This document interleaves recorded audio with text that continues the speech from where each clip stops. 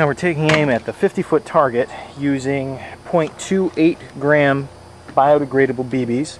These were provided to us from Airsplat, and they are high gloss, and we found them to be very accurate. Alright, now we're going to take aim at the 50-foot mark and show you the kinds of groupings you can get. Firing at the lower target.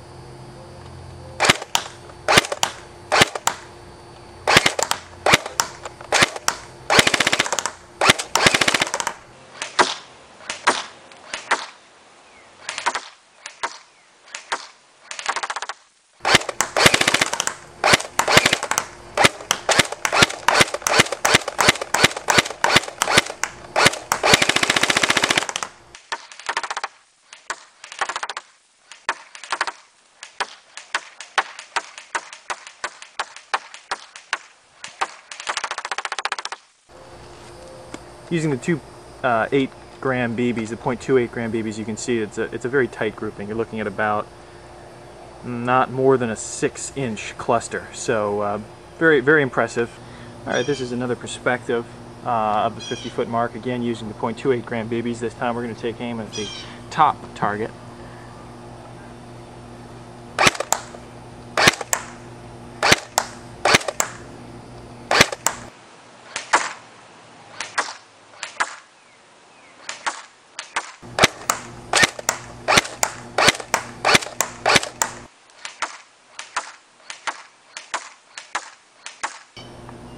Zoom in for you and get you an idea of the types of groupings that you're seeing.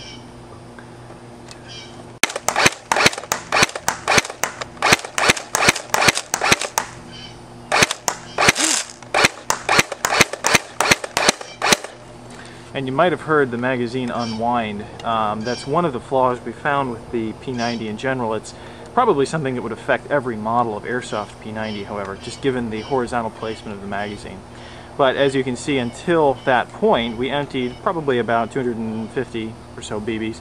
And at 50 feet, you're going to have a very tight grouping, especially using that heavier BB.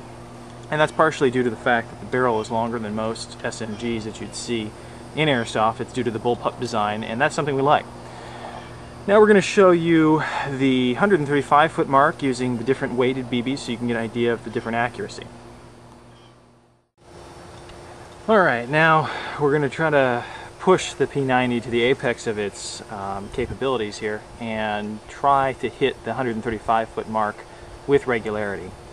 Now we're using the 0.20 gram BBs, also from Airsplat, also high gloss, biodegradable, and these are very high performing BBs, but you're going to see what happens basically at this range with such a light projectile.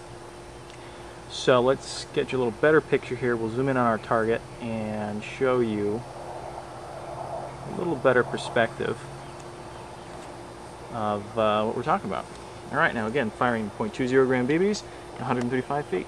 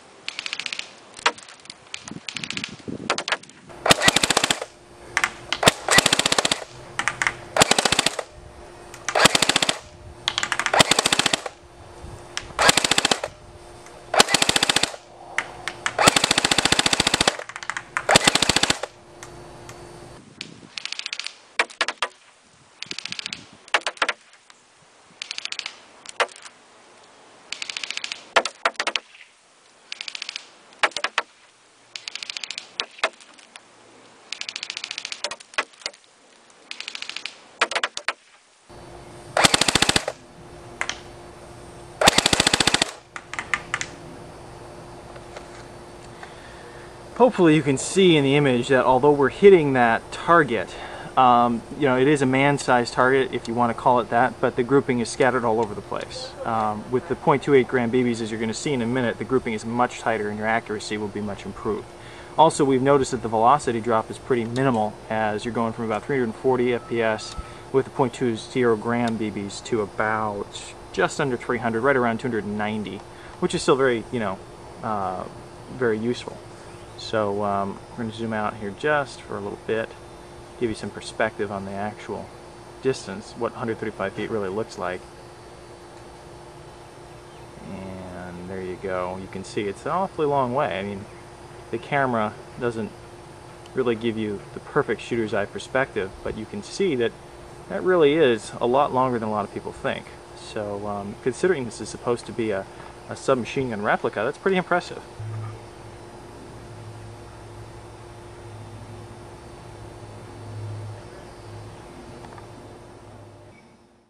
Okay, now we're going to show you the .28 gram BB, and again, just some perspective.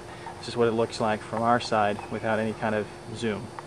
So we'll focus on our target and start here and show you the kind of grouping improvement that you can see using the heavier BBs.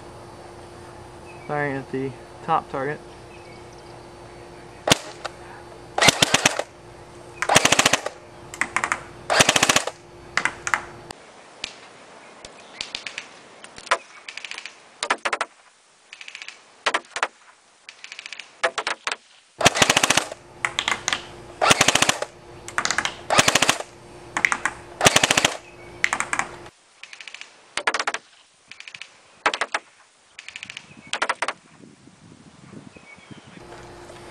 Now, it might be difficult to see in the camera, but we're using a scope for the purpose of this accuracy exercise, and we can see that there's a drop in the grouping of about 5, maybe even 6 inches. So there's a significant improvement by using that heavier BB. I'm going to try to zoom in to give you a slightly better perspective on that grouping. There we go. Firing.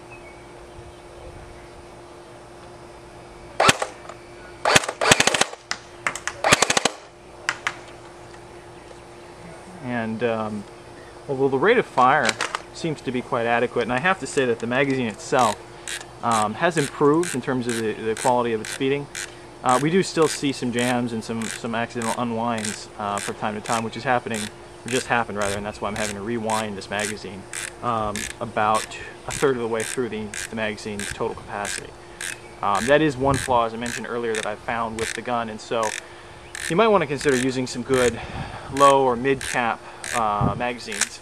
In fact, that's, at least here in Florida, frequently a rule that you have to use mid-caps for many of the big games around here. So, you know, you might actually find that your feeding is just fine when you're using a standard spring-fed setup. But now we've got it wound back up, and I'm going to commence firing once again.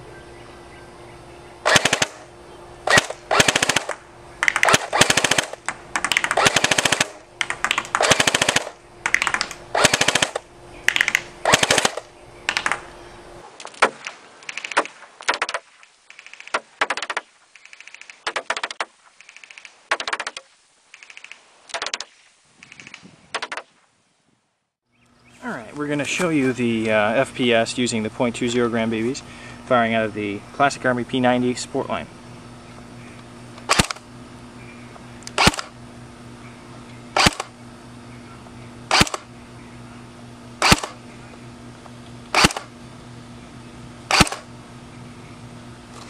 Now what you're seeing here is in line with the tests that we've done earlier. We found that with the .20 gram BBs you're looking at about 340 FPS, fairly consistently, give or take about 5 FPS. Overall, we're happy with that number. That's very competitive, especially for an AEG of this size, so we're happy to see that.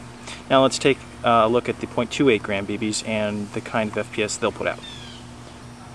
Alright, now we're going to show you what the FPS is like with the .28 gram BB.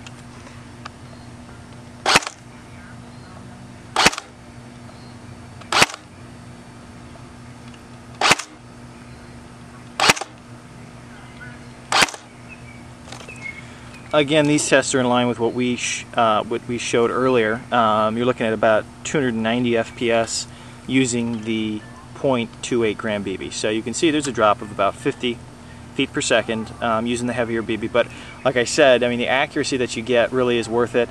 The range, as I see it, isn't diminished by any significant amount, especially given that the .20s are just, they're flying all over the place at that range. So it really doesn't affect the total range as I see it.